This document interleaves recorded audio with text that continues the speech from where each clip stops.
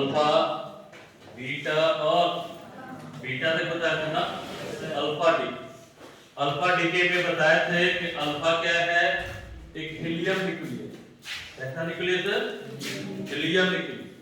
यानी अगर किसी न्यूक्लियस से अल्फा पार्टिकल इमिट हो, कौन सा पार्टिकल? अल्फा पार्टिकल इमिट होता है तो उसका एटॉमिक नंबर कितने से चेंज होगा? 2 से। कितने से? 2 से। और मास नंबर 4 है ना। जैसे देखो, मान लो ये x है, कौन सा डीके? अल्फा। तो अल्फा मतलब क्या होगा कि नया एलिमेंट बनेगा ना। क्या बनेगा? नया एलिमेंट बनेगा जिसका atomic number H-2, mass number A-4 plus He ना। तो ये बताया थे कि अल्फा पार्टिकल जो है वो किसको कहते हैं? Helium nucleus. किसको कहते हैं? Helium nucleus.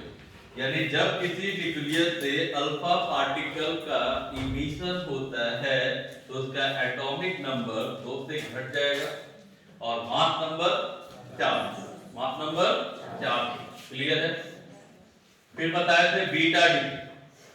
कौन सा डी के? Beta D. तो बीटा में आप लोगों को बताए थे या तो इलेक्ट्रॉन का इमिशन होता है या तो पॉजिट्रॉन, या तो इलेक्ट्रॉन का या तो पॉजिट्रॉन। क्लियर? चलो, तो हम बताए थे कि बीटा डी के involve the emission of electron and positron. Electron तो आप बहुत पहले से नाम सुने हो, पॉजिट्रॉन। पॉजिट्रॉन किसे कहते थे? तो पॉजिटिव इलेक्ट्रॉन, यानी वैल्यू इलेक्ट्रॉन के बराबर होगा, बस वहां पे इलेक्ट्रॉन माइनस ई होता था ना, यहाँ क्या होगा? प्लस ई होगा।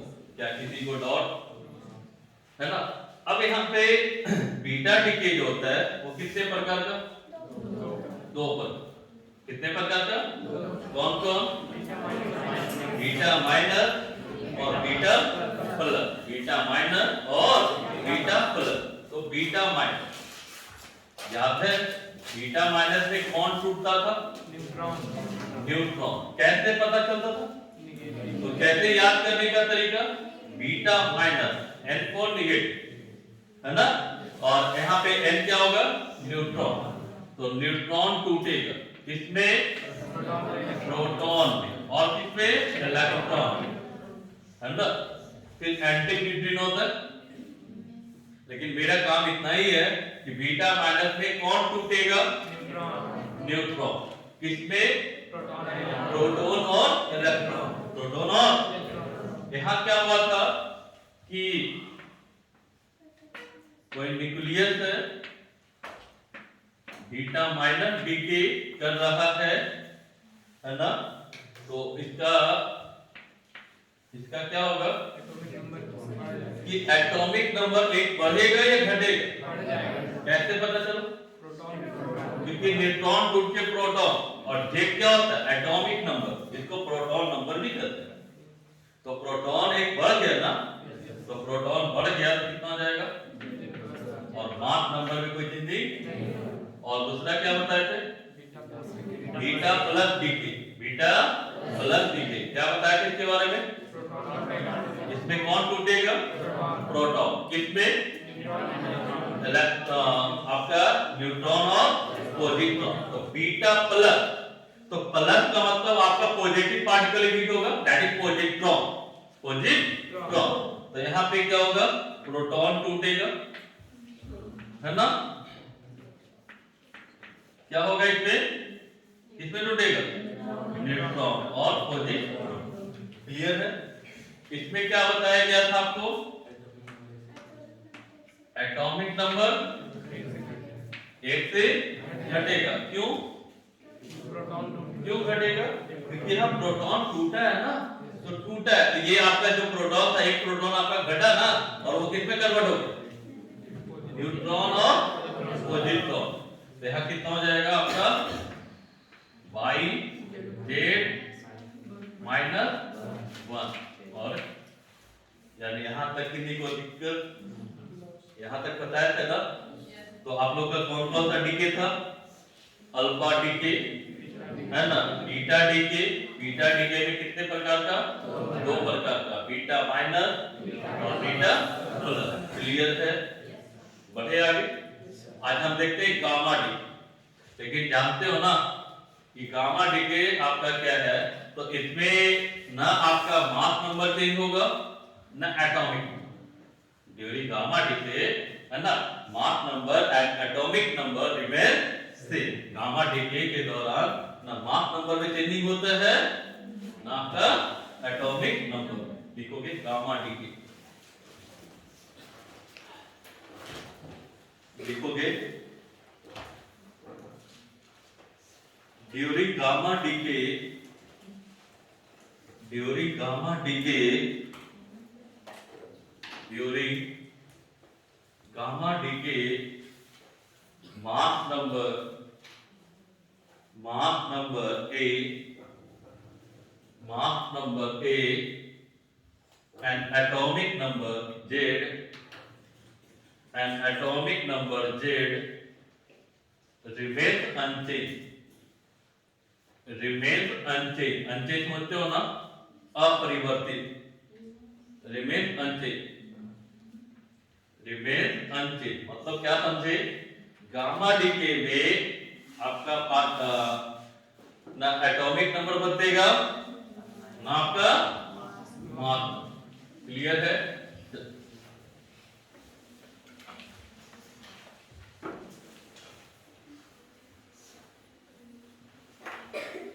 जैसे मान लो ये है कोई न्यूक्लियर, कौन सा डीके, तो यहां जो होगा ना उसका मास नंबर चेंज हो रहा है ना एटॉमिक नंबर।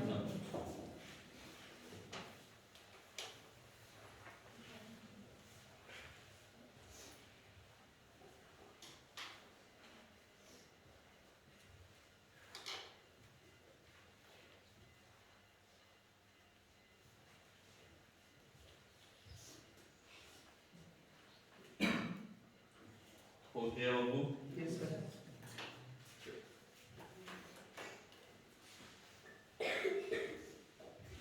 नेक्स्ट अब देखो हम लोग आगे बढ़ते हैं। अल्फा डीके देखे, बीटा देखे, गामा देखे। अल्फा डीके हो रहा है तो एटॉमिक नंबर 2 से चेंज हो रहा है मास नंबर 4 से। बीटा डीके में आपका एटॉमिक नंबर 1 से बढ़ रहा था और 1 से घट रहा था, मास नंबर में कोई चेंजिंग नहीं हो रहा।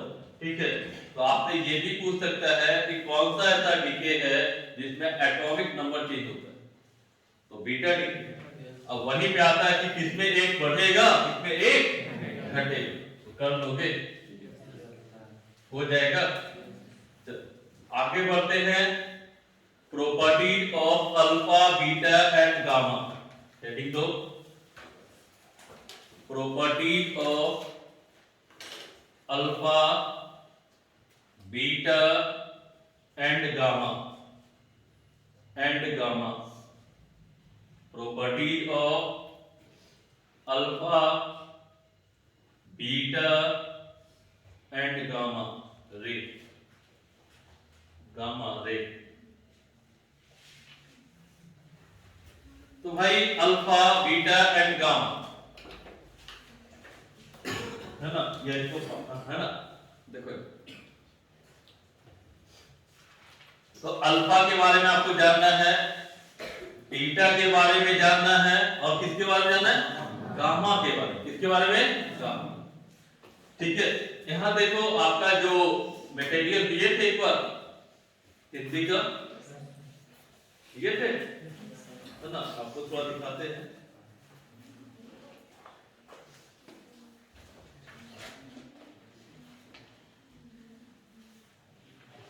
अभी हम लाइव थे, देखो यहाँ पर जो मटेरियल दिए थे जिसमें आपका पहला पुस्तक था प्रतिरोधक का, हिंदी वाले था ना आपके पास। इसमें क्या है,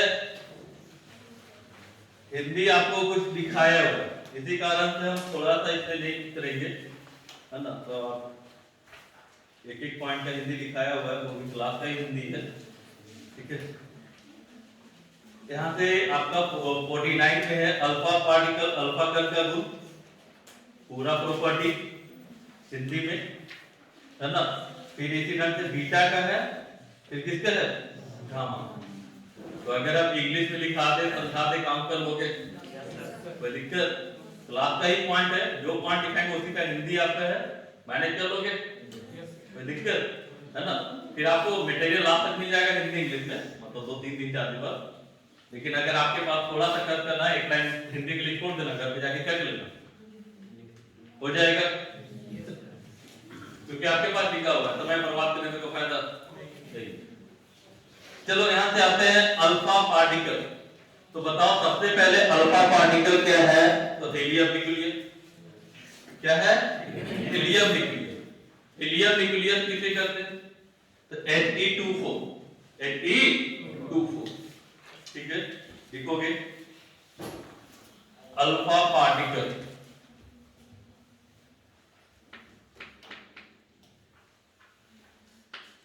पहला पॉइंट लिखो, an alpha particle is taken as, an alpha particle is taken as helium nucleus। helium nucleus मतलब He24, He24,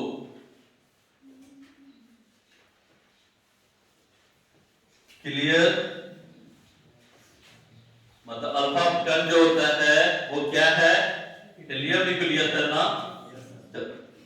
आपको इस पे चार्ज कितना होगा, इस पे चार्ज कितना होगा, तो 2e, ये पॉजिटिव है ना, ये कितना 2e। लिखोगे charge on alpha particle, charge on alpha particle, charge on alpha particle, charge on alpha particle कितना हो गया, Q alpha equal to 2e, Q alpha equal to 2e, लिखे। चलो आगे बढ़ा जाए। अब देखो इसका मास, तो मास यहाँ पे मास जो होगा वो कितना होगा, तो 4 mp, mp मतलब mass of proton, mass of proton. लिखोगे mass of alpha particle, mass of alpha particle, mass of alpha particle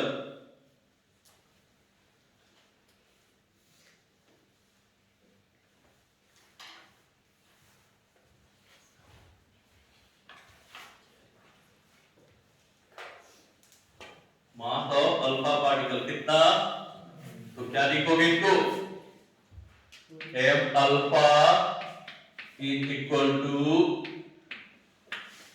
4 mp,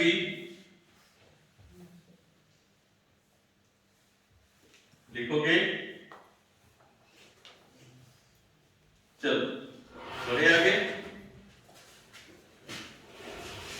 बाबू। तो अल्फा पार्टिकल का मास कितना होगा, तो प्रोटॉन के मास का कितना गुना, 4 गुना, कितना गुना, 4 गुना। किसी को आपत्ति नहीं ना। चलो आगे बढ़ो बाबू। इसमें चार्ज है ना, अल्फा पे चार्ज है ना, कैसा चार्ज है, पॉजिटिव, पॉजिटिव है। तो बताओ उसको इलेक्ट्रिक फील्ड में रखेंगे तो फोर्स लगेगा, लगेगा। मैग्नेटिक फील्ड में रखेंगे तो फोर्स लगेगा, लगेगा, है ना। कि जब किसी चार्ज पार्टिकल को मैग्नेटिक फील्ड में मूव करवाते हैं तो फोर्स लगता है ना भाई, F इक्वल टू बड़े Q into E cross B। इसका मतलब है कि जब इसको हम इलेक्ट्रिक फील्ड और मैग्नेटिक फील्ड में मूव करवाएंगे तो इसको फोर्स लगेगा, फोर्स लगेगा मतलब क्या होगा, वो डिफ्लेक्ट कर जाएगा अपने पास से। क्या होगा, जितना फोर्स ज्यादा उधर की ओर क्या करेगा, मुड़ जाएगा। मतलब यहां से एक पॉइंट निकला कि they are deflected by electric and magnetic. They are deflected by electric and magnetic field. ये क्या होगा? डिफ्लेक्ट होगा किसके द्वारा? इलेक्ट्रिक फील्ड और मैग्नेटिक फील्ड। मतलब इसे विद्युतीय क्षेत्र या चुंबकीय क्षेत्र द्वारा विचलित किया जा सकता है। लिखोगे स्टार्ट पर, लिखोगे they are deflected by, they are deflected by electric field and magnetic field. They are deflected by electric field and magnetic field.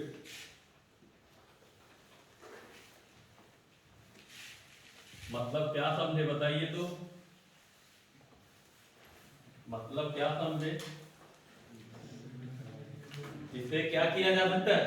Deflect किया जा सकता है, विचलित करवाया जा सकता है। किसके द्वारा? इलेक्ट्रिक फील्ड और मैग्नेटिक फील्ड के द्वारा। क्लियर? चलो अब क्या कहता है भाई यहाँ पर कि ये जो पार्टिकल इमिट होता है तो कितने वेलोसिटी से मूव करता है?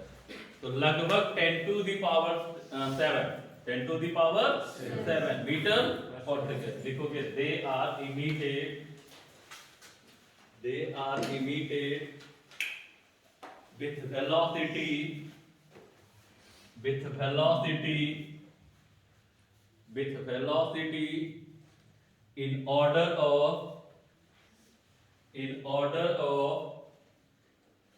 10 to the power 7, 10 to the power 7 metre पर सेकेंड, मीटर पर सेकेंड। ब्रैकेट में कर दोगे C/10, C/10। मतलब ये कितने स्पीड से मूव करेगा, है ना? लगभग 10 to the power 7। हाँ C/10। C क्या है? Speed of light. Speed of light का वैल्यू कितना होता है? 3 into 10 to the power 8। तो 10 to the power 8 by 10, 10 to the power 10 की रेंज में आया? ठीक है। तो थ्योरी का सर, थ्योरी भी तो रहेगा क्या? थ्योरी into 10 to the 8 नहीं। ऑर्डर का मतलब क्या होता है? हमने क्या लिखा है? In the order of 10 to the power 10 आपका 10 to the power 7 के ऑर्डर में होता है, उसी में आपका कोई वैल्यू। क्लियर? हमने क्या बताया आपका कि ये जो वैल्यू होता है किस ऑर्डर के रेंज में जाता है? 10 to the power 7 के ऑर्डर में जाता है। मतलब आपका पावर कितना रहता है? 10 to the power। वैल्यू कुछ भी हो, आपने एग्जैक्ट नहीं लिखा है ना? यही चीज को क्वेश्चन में कभी कभी पूछेगा कि स्पीड ऑफ अल्फा पार्टिकल, आपको सी के टर्म में दे देगा। किसके टर्म में? सी होता है या C/100 होता है कि C/10 होता है या समथिंग, तो यहाँ पे मार दोगे। ठीक है। तो और एक कभी कभी तो आपको कोई बुक में देखोगे तो आपको ये लिखेगा कि अल्फा पार्टिकल का जो स्पीड होता है वो आपका लाइट के स्पीड से कम होता है, बहुत कम। समझ गए? अल्फा पार्टिकल का क्या होता है? कम होता है। बीटा पार्टिकल का लगभग लाइट के बराबर होता है, लगभग, लेकिन कम ही रहेगा। और गामा के क्या होता है? स्पीड ऑफ लाइट के बराबर। क्लियर? हमने क्या लिखा है कि स्पीड ऑफ अल्फा पार्टिकल जो होता है वो किस ऑर्डर में होता है? 10 to the power 7। क्लियर? लगभग आपका इसको क्या लिखते हैं? C/10। चलिए नेक्स्ट पॉइंट लिखिएगा। लिखोगे दे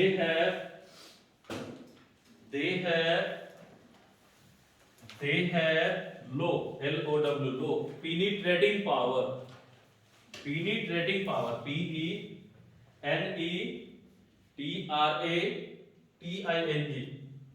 penetrating power, penetrating power, penetrating power। मतलब क्या समझे? पेनिट्रेटिंग पावर जो होता है ना, इसको हिंदी में कहते हैं भेदन क्षमता। कौन सा क्षमता? इसका जो भेदन क्षमता होगा वो क्या होगा? कम होगा। क्यों? क्योंकि इसका स्पीड कम है ना और मास क्या है? ज्यादा। तो स्पीड आप ही बताओ कि अगर कोई चीज टकराता है, मान लो कोई दीवार, ट्रक आके इसको तो ये सबसे ज्यादा डैमेज कब करेगा? जब स्पीड कम रहेगा या ज्यादा, है ना, ज्यादा। लेकिन यहाँ पे स्पीड क्या है? कम। तो इसका पेनिट्रेटिंग पावर क्या होता है? कम होता है, यानी इसकी भेदन क्षमता जो होती है वो क्या होती है? कम होती है। लिखोगे लिखोगे they have high ionizing power, ionizing power, IONISING, ionizing power, ionizing power, ionising power को हिंदी में कहते हैं आयनीकृत क्षमता। यानी अल्फा का जो आयोनाइजिंग पावर होता है वो क्या होता है? ज्यादा होता है। क्या होता है? ज्यादा। लिखोगे they, next point, they slightly, slightly SLIGHTLY, slightly affect, affect AFFECT affect the photographic plate, the photographic plate,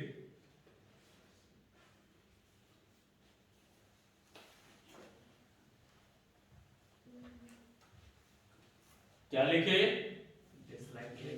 यानी ये फोटोग्राफिक प्लेट जो होता है ना उसको इफेक्ट डालेगा, लेकिन हल्का, कमजोर हो, ठीक है।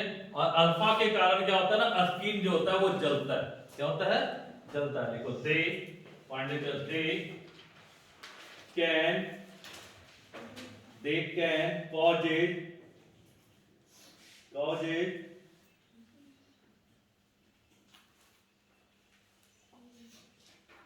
लिखे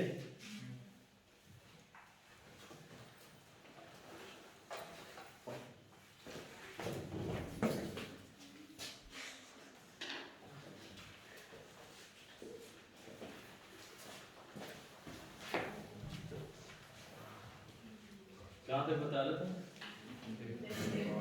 देखें cause a skin burn,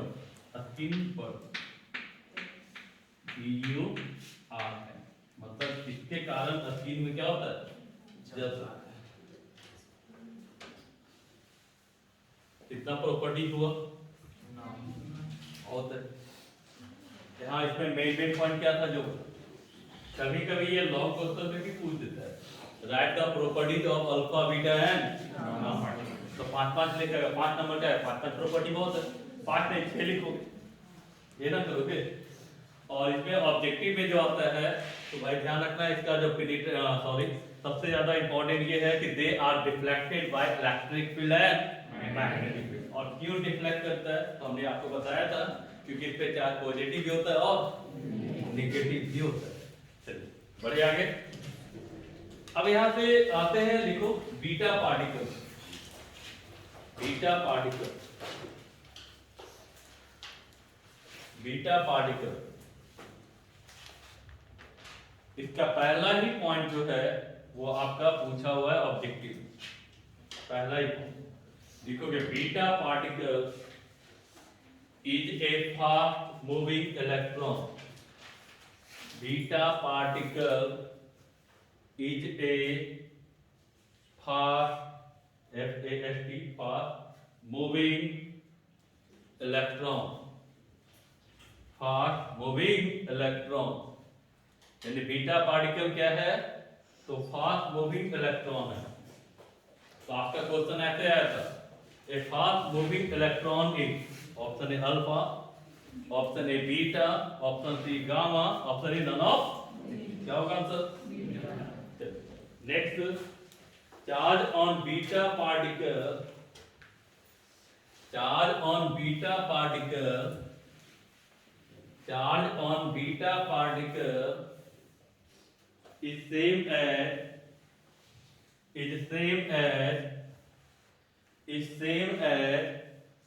charge of an electron, same as charge of an electron, is same as charge of an electron, is same as charge of an electron। यानी बीटा पार्टिकल पे जो चार्ज होता है वो किसके बराबर होगा? Electron. Next point, mass of beta particle mass of beta particle, mass of beta particle is same as is same as is same as is same as mass of an electron, mass of an electron, mass of an electron. लिखे, लिखो। सबसे important point star देख लिखना। पहला point जो objective पूछा है उसको भी स्टार दे सकते हो। क्लियर? अब देखो यहाँ पे चार्ज है, तो आप जानते हो ना कि electric field force, electric field जो है इस पर फोर्स लगाएगा, है ना। मैग्नेटिक फील्ड भी इस पे फोर्स लगाएगा। तो फोर्स लगाएगा मतलब वो डिफ्लेक्ट करेगा। तो मतलब क्या होगा? They are deflected by electric field and magnetic field. मतलब इसे विद्युतीय क्षेत्र एवं चुंबकीय क्षेत्र द्वारा विक्षेपित या विचलित किया जा सकता है। तो लिखोगे हटा देकर, they are deflected by, they are deflected by electric and magnetic field, electric and magnetic field, electric and magnetic field, electric and magnetic field। देखिए नेक्स्ट पॉइंट लिखोगे, the speed of beta particle, the speed of beta particle is slightly less than, is slightly less than, is slightly less than, is slightly less than, is slightly less than, slightly less than, slightly less than a speed of light, a speed of light, a speed of light।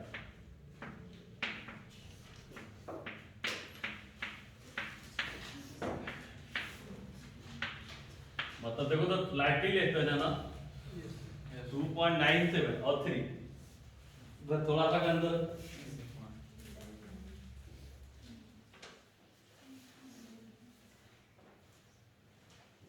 हो गया। अब बताओ beta का speed जो है वो alpha से क्या है, ज्यादा है ना।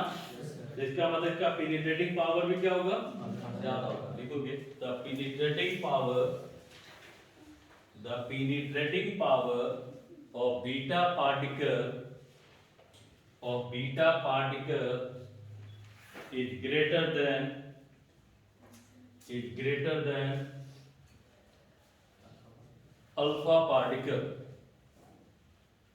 alpha particle, alpha particle, alpha particle। लिखोगे next one, they affect the photographic plate, they affect the photographic plate, they affect the photographic plate।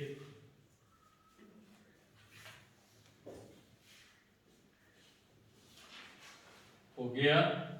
Next point, यहां देखो आयोनाइजिंग पावर जो होता है वो सबसे ज्यादा किसका होता है, अल्फा का, उसके बाद बीटा का सबसे कम gamma.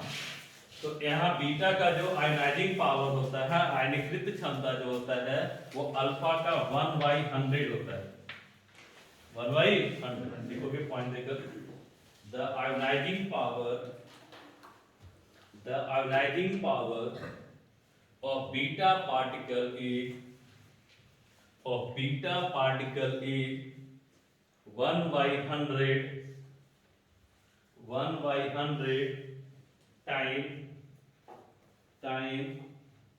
the ionizing power of alpha particle, of alpha particle, of alpha particle, of alpha particle। लिखिए next point, beta particle can travel in air, beta particle can travel in air, beta particle can travel in air up to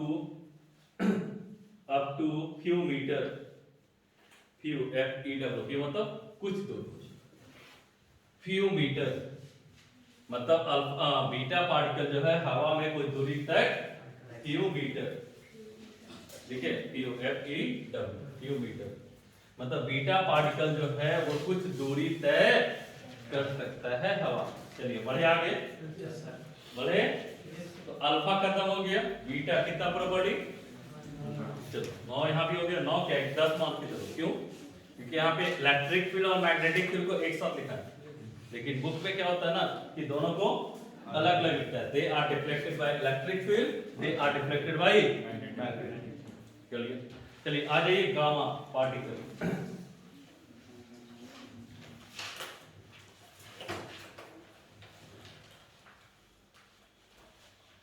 gamma particle देखो, they are the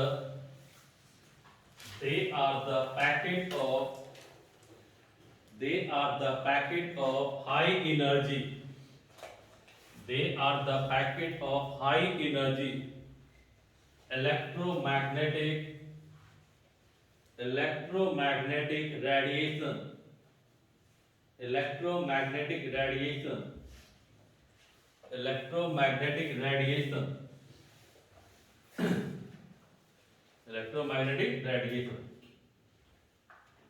next point, they have no charge मतलब इस पे कोई charge नहीं होता है, they have no charge, gamma particle पे कोई चार्ज नहीं होता है। Next point, the relative rest mass of gamma particle is zero,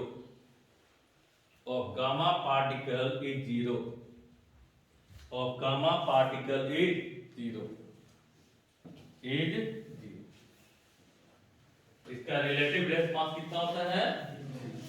अब बताओ इस पे कोई चार्ज नहीं है तो क्या इलेक्ट्रिक फील्ड फोर्स लगाएगा, मैग्नेटिक फील्ड फोर्स लगाएगा नहीं, तो जब फोर्स ही नहीं लगाएगा, जब उस पे कोई मतलब ही नहीं रहेगा, क्या ये डिफ्लेक्ट होगा इलेक्ट्रिक फील्ड के कारण, मैग्नेटिक फील्ड के कारण नहीं। तो स्टार देके लिखना, they are not deflected by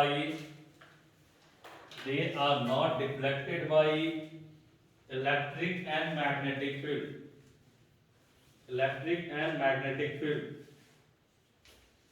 electric and magnetic field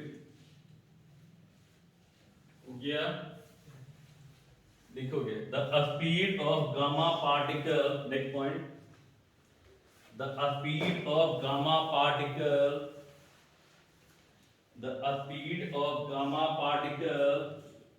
is equal to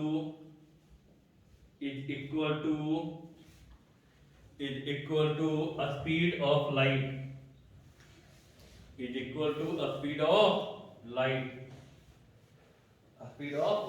एक चीज बताओ, जब स्पीड ज्यादा है तो पेनिट्रेटिंग पावर कम होगा या ज्यादा होगा, देखोगे the penetrating power of gamma particle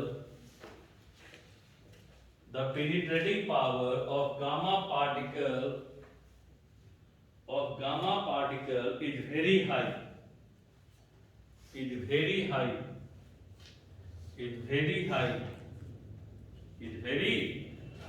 मतलब क्या समझे, इसका जो पेनिट्रेटिंग पावर है, भेदन क्षमता है, वो सबसे अधिक होता है ना। देखोगे 100 टाइम्स ऑफ बीटा,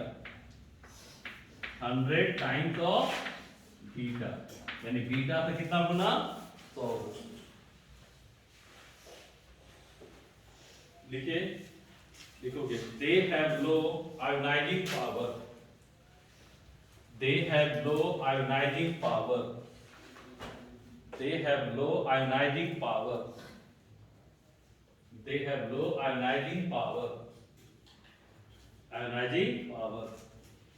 देखिए, देखो they affect the photographic plate, they affect the photographic plane. Clear? No.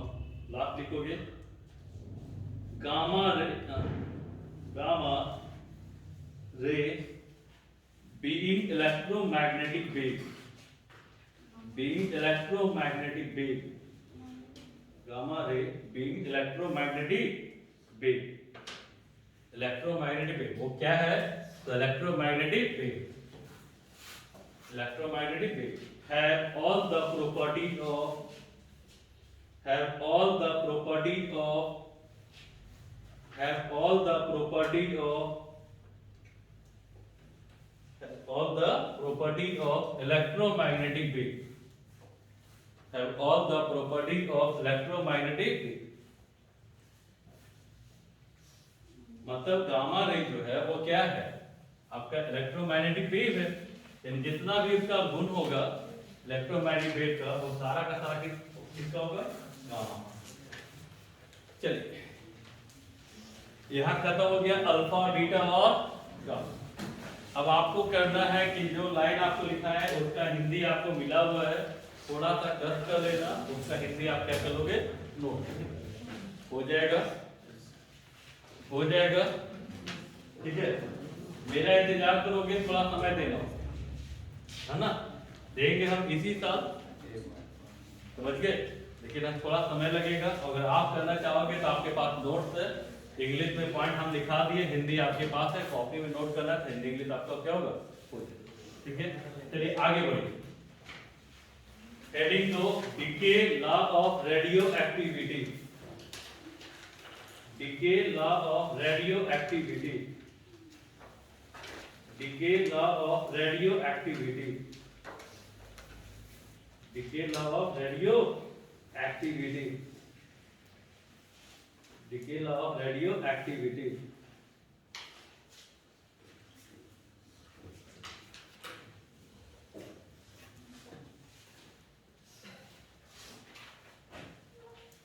हो गया।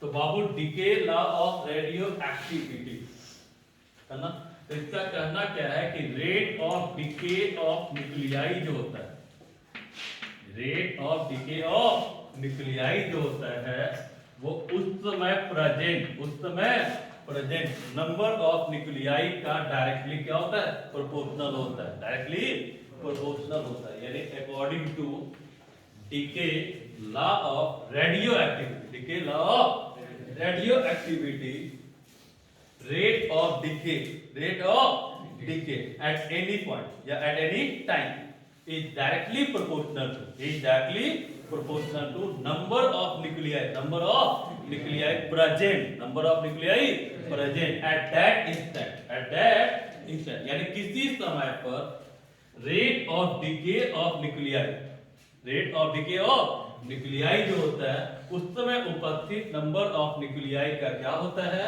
डायरेक्टली प्रोपोर्शनल होता है। तो लिखोगे, लिखोगे according to Rutherford and Soddy, S-O-D-D-Y, according to Rutherford and Soddy, S-O-D-D-Y, Soddy law for radioactive decay, for radioactive decay, for radioactive decay is, for radioactive decay is, लिखोगे at any instant, at any instant, at any instant the rate of decay, the rate of decay, the rate of decay of radioactive, of radioactive, of radioactive nuclei, radioactive nuclei, nuclei लिखे is directly proportional to the, is directly proportional to the, is directly proportional to the number of nuclei, directly proportional to the number of nuclei present at that instant at that instant at that instant at that instant देखिए लिखना है तो इसका हिंदी लिख लो, फिर इसका हिंदी उसमें लिखो, बाकी का हिंदी है, ठीक है। लिखोगे रेडियो सक्रिय विघटन का नियम, रेडियो सक्रिय विघटन का नियम, रेडियो सक्रिय विघटन का नियम, विघटन का नियम लिखोगे, लिखोगे रदरफोर्ड एवं सॉडी के अनुसार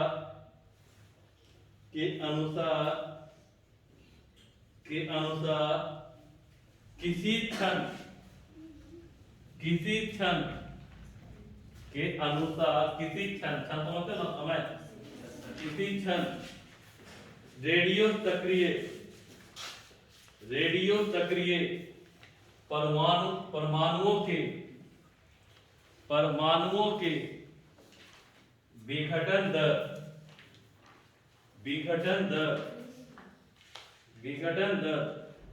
उस क्षण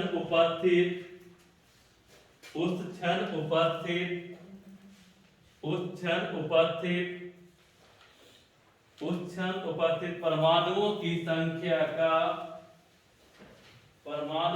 संख्या का समानुपाती होता है,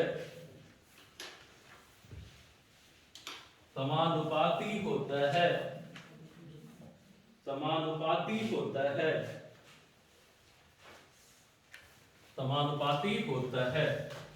तो according to decay law, radio सक्रिय विघटन के नियम के अनुसार क्या होगा, -dn, माइनस क्यों लिखा है, तो डीके हो रहा है, डीके मतलब घट रहा है ना, क्षय हो रहा है, तो माइनस का मतलब यहाँ क्या लिखा है, डीके, और इसका मतलब क्या होता है, rate of change of nuclei, इसका मतलब क्या होता है, rate of change of nuclei, और माइनस यहाँ क्या इंडिकेट है, डीके मतलब यहाँ पे क्या हो रहा है, घट रहा है, बढ़ नहीं रहा है, और वो क्या होता है, प्रोपोर्शनल होता है, किसका, n, तो n है क्या यहाँ पे, नंबर ऑफ न्यूक्लियाई प्रेजेंट, तो यही है decay law of radioactivity, यही है, तो नोट कर लो।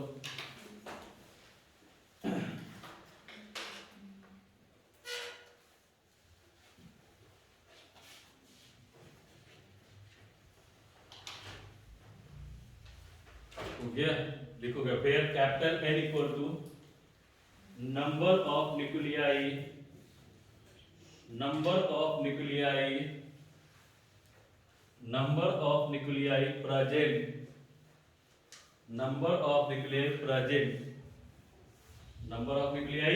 प्रेजेंट, यानी यह ध्यान रखना कैपिटल N यहाँ पे क्या है, तो जो बच रहा है ना उसकी परमाणुओं की संख्या, अब देखो तो फिर यहां देखना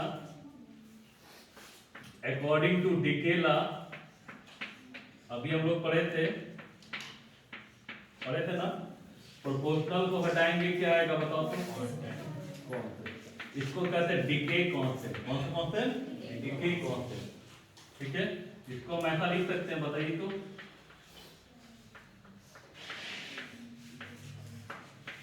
या माइनस कोई दिक्कत, इंटीग्रेटिंग बोथ साइड,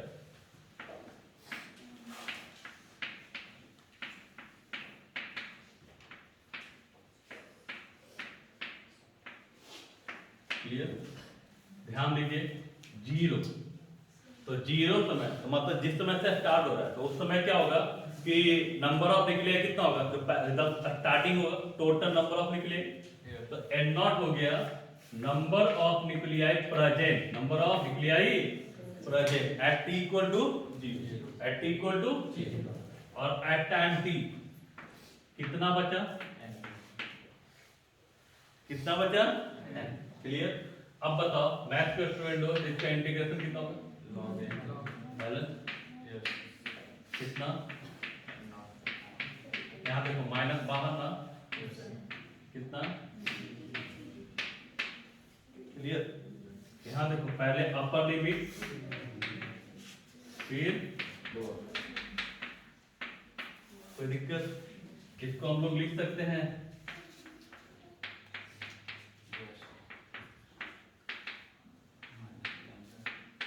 यहाँ तक, कोई दिक्कत।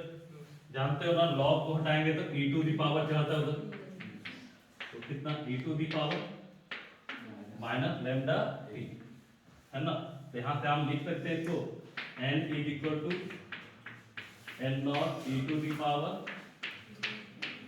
जहाँ यहाँ पे ध्यान रखना ये फॉर्मूला n क्या है, number of nuclei present, number of nuclei present at t, है ना, एट टाइम t। और n नॉट क्या, initial number of nuclei, initial number of nuclei. और लैम्डा क्या है, डीके कांस्टेंट, लैम्डा क्या है, डीके कांस्टेंट। जल्दी से नोट कीजिए।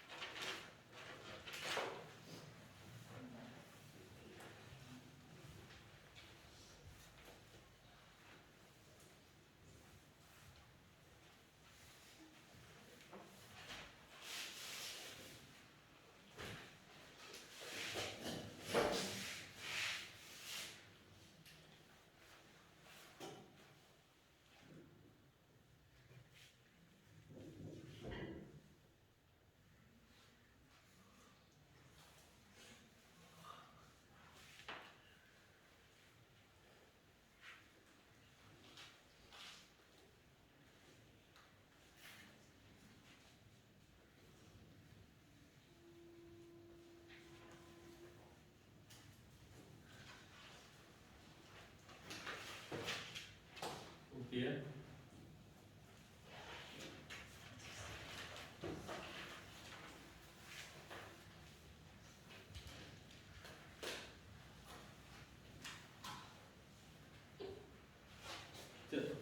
बढ़े आगे।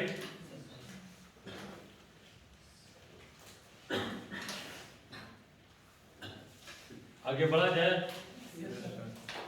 है ना। सबका मीनिंग लिख लो भाई यहाँ पर। वेयर एन क्या है, एन क्या है, नंबर ऑफ न्यूक्लियाई प्रेजेंट या decay, number of nuclei present at time T, number of nuclei present at time T. N not क्या है, एन नॉट क्या, initial number of nuclei, initial number of nuclei, initial number of nuclei, initial number of nuclei.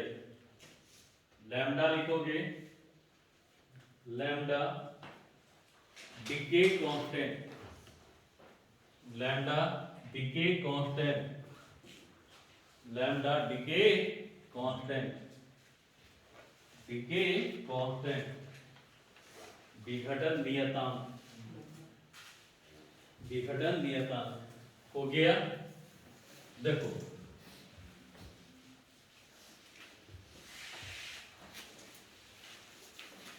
Math के student हो तो यहाँ इस तरह का ग्राफ पढ़ोगे, इसका जो ग्राफ होता है एक्सपोनेंशियली डिक्रीजिंग होता है, एक्सपोनेंशियली डिक्रीजिंग। ये n हो गया और ये क्लियर, इनिशियली जो होगा वो कितना, तो ये किसका इक्वेशन है, नोट कर लो।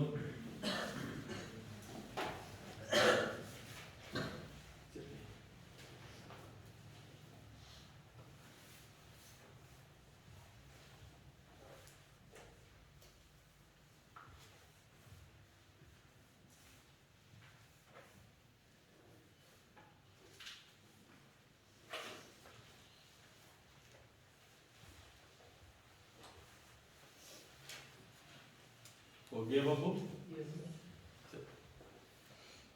हेडिंग दो एक्टिविटी, एक्टिविटी ACTIVITY, एक्टिविटी सक्रियता, एक्टिविटी सक्रियता, एक्टिविटी सक्रियता। तो लिखोगे it is defined as, it is defined as rate of, it is defined as, ऐसे करो, it is defined as number of nuclei, number of nuclei decay per unit time, number of nuclei decay per unit time, number of nuclei decay per unit time, number of nuclei decay per unit time।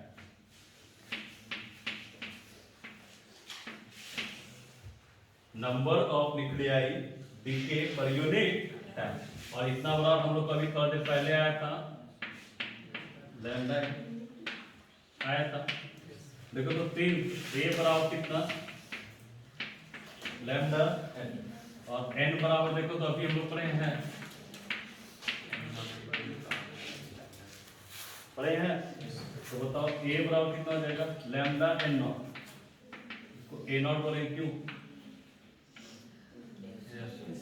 A not, इसको हम लोग कहते हैं initial activity. क्या कहते हैं, initial. A not कितने के बराबर है ना,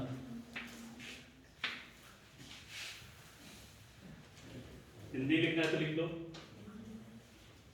देखो सक्रियता, किसी पदार्थ की सक्रियता, किसी पदार्थ की सक्रियता उस पदार्थ के विघटन की दर के बराबर होता है, उस पदार्थ के विघटन की दर के बराबर होता है, उस पदार्थ के विघटन की दर के बराबर होता है। चलो जल्दी से नोट करो।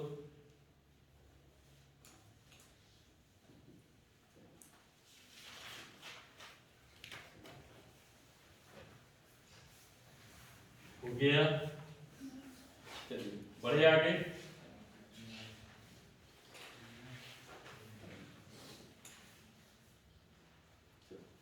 लिखोगे let unit of radioactivity,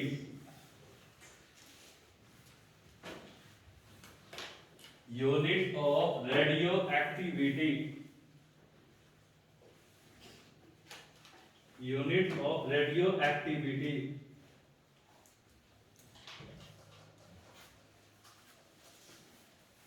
unit of radioactivity लिखोगे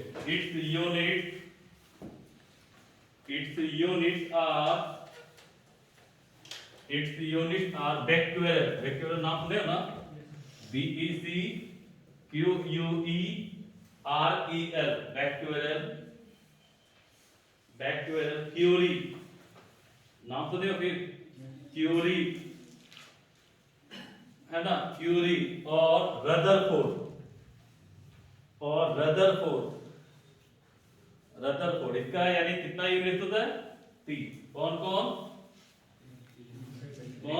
बैक्यूएरल, क्यूरी एंड रदरफोर्ड। और सब क्या है, साइंटिस्ट का नाम, सब क्या है ना। तो लिखोगे 1 BQ, BQ मतलब becquerel, is equal to 1 BQ is equal to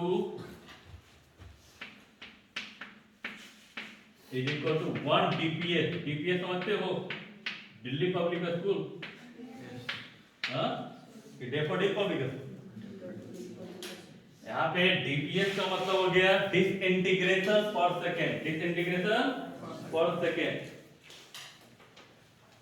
disintegration per second. DPS का full form disintegration per second. लिखोगे 1 Rutherford equal to 1 Rutherford is equal to 1 Rutherford is equal to 1 Rutherford is equal to 10 to the power 6 10 to the power 6 dps 10 to the power 6 dps और लिखोगे last में 1 curie equal to 1 curie equal to 1 curie equal to 3.7 into 10 to the power 10 into 10 to the power 10 dps into 10 to the power 10 dps into 10 to the power 10 dps 10 to the power 10 dps हो गया। चलो आ जाओ सबसे important half life अर्ध आयु। Half life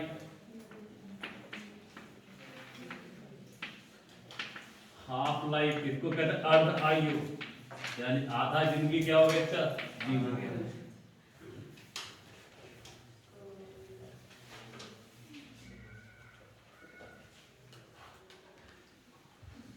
है ना, तो अर्ध आयु हाफ लाइफ, ठीक है। तो कहता है जितने समय बाद आपका नंबर ऑफ न्यूक्लियाई इनिशियल का आधा हो जाए, इनिशियल का क्या हो जाए आधा हो जाए, तो उस टाइम को हम लोग क्या कहते हैं हाफ लाइफ। क्या कहते हैं हाफ। जैसे हम लोग का आधा जिंदगी समाप्त हो गई, नहीं हम लोग आधा में चल रहे, ठीक है। तो कहने का मतलब क्या आधा एंड में, मतलब आधा हमने जी लिया आधा बाकी है, ठीक है। तो कहने का मतलब हाफ लाइफ। हाफ लाइफ कहता है ना वैसा टाइम जिसके बाद नंबर ऑफ न्यूक्लियाई जो हो जाए वो इनिशियल का क्या है आधा, इनिशियल का क्या है आधा हो, तो उसको हम लोग क्या कहते हैं हाफ लाइफ। लिखोगे it is that time, it is that time, it is that time after which after which number of nuclei become half of the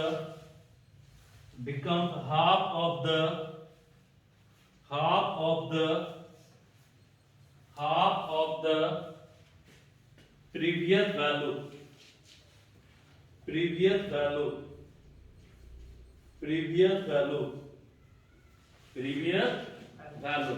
bracket में कर दो इनिशियल वैल्यू प्रारंभिक मान का कितना हो जाए आधा हो जाए, तो उस टाइम को हम लोग क्या कहते हैं हाफ लाइफ। हिंदी वाले बच्चे यहाँ पे ध्यान दीजिएगा, आपका 24 पूरा हिंदी में डेरिवेशन तक है। 24 आपका हाफ लाइफ का डिफिनीशन के साथ साथ आपका डेरिवेशन तक है, समझ गए आप कर लेना। तो हाफ लाइफ का मतलब क्या समझे कि जितने समय बाद आपका नंबर ऑफ न्यूक्लियाई क्या हो जाए इनिशियल का आधा हो जाए, इनिशियल का आधा हो जाए, तो इसी को हम लोग क्या कहते हैं हाफ। तो देखो तो at t equal to t half, at equal to t half दे, तो बताओ आधा बचेगा, तो आधा किसका इनिशियल का, इनिशियल कितना तो यहां पुट करोगे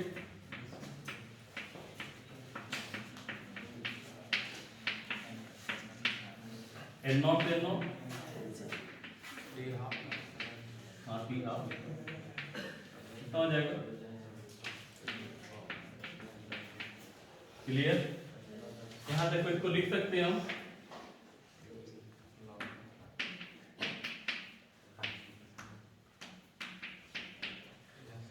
taking log both sides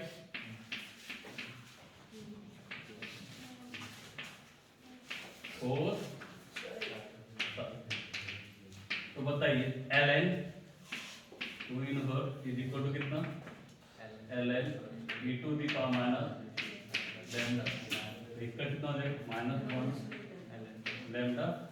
यहाँ देखो ln e to the power कितना माइनस लैम्डा टी हाफ, तो कितना हो जाएगा ये minus lambda t half, minus minus cancel, lambda t half कितना आ गया ln2 बाई होगा। और इसको नेचुरल लॉग में कन्वर्ट करोगे, नेचुरल लॉग में तो 2.30 इंटू लॉग 2 भाई क्लियर जगह है नहीं?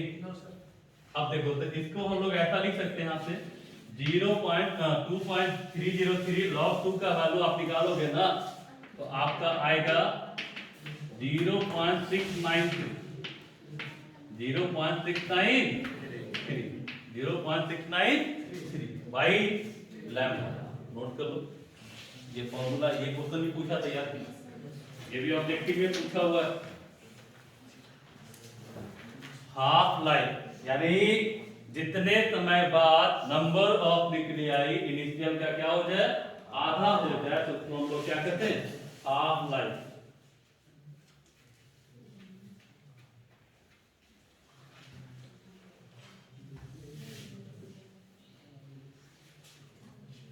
हो गया।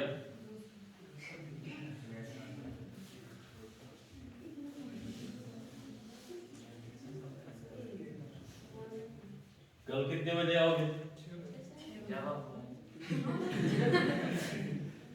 तो मैं वही सुबह ही आ जाऊँ 6 से 8।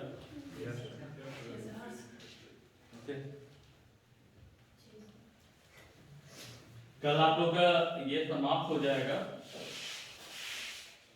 रेडियो एक्टिविटी, और उसके बाद सेमीकंडक्टर स्टार्ट भी हो जाएगा, ठीक है।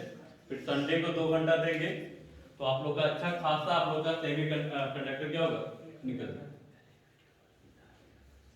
क्योंकि आपको भी लगभग 6 तक समाप्त करेंगे, 7 को लगभग फेयरवेल देंगे, ठीक है। और आपसे आप लोग अपना घर भागोगे।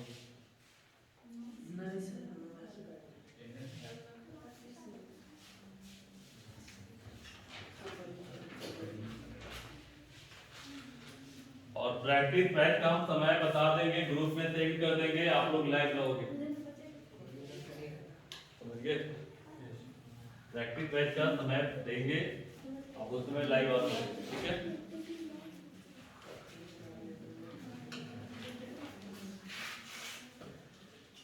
इस बार आप लोग क्या देखो, सीबीएसई का लगता एग्जाम डेट बढ़ा दिया मई में,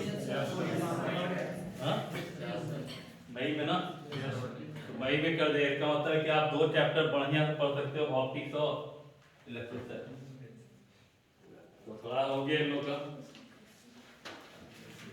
जितना बढ़ाने से हो गया कि चैप्टर ढंग से पढ़ा जा सकता है। लेकिन इंफॉर्मेशन भी कर दिया जब सारे टीचर सिलेबस निकाल दिए।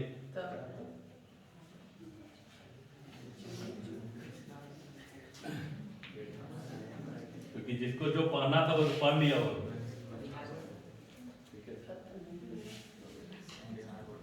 बिहार बोर्ड में क्या है, जानता है कि अपने से मेरिट से तो लिखेगा, इसलिए एग्जाम कभी भी ले ले, कोई दिक्कत।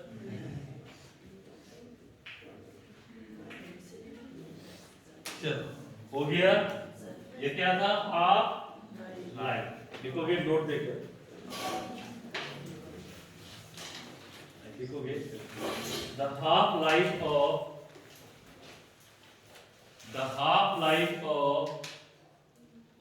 radioactive sample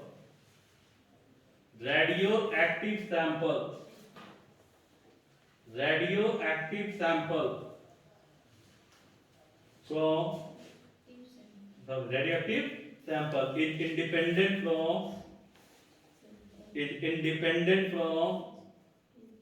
is independent from number of nuclei present,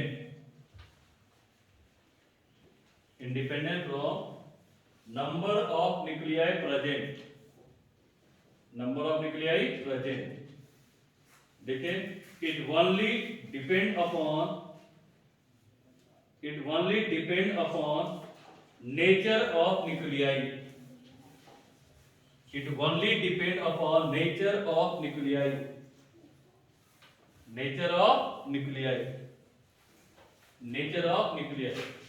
that is decay constant, that is decay constant. देखो ना हाफ लाइफ का फॉर्मूला इतना है ना, यहाँ पे एन का कोई जिक्र है, कोई जिक्र नहीं है। इसका मतलब है जो हाफ लाइफ जो है वो नंबर ऑफ न्यूक्लियाई से कोई मतलब नहीं रखता है, वो सिर्फ किस पे डिपेंड करता है, उसके डीके कांस्टेंट पे, उसके नेचर। ठीक है, तो चलो, है ना, चाहते तो आगे निकाल देते हैं लेकिन एक्स्ट्रा लोड भी उचित नहीं। ठीक है, तो आज हम यहाँ तक आपको बता दिए। ठीक है, कितना टाइम हुआ? 7:30। चलो रहने तो फिर देखेंगे, निकाल देंगे।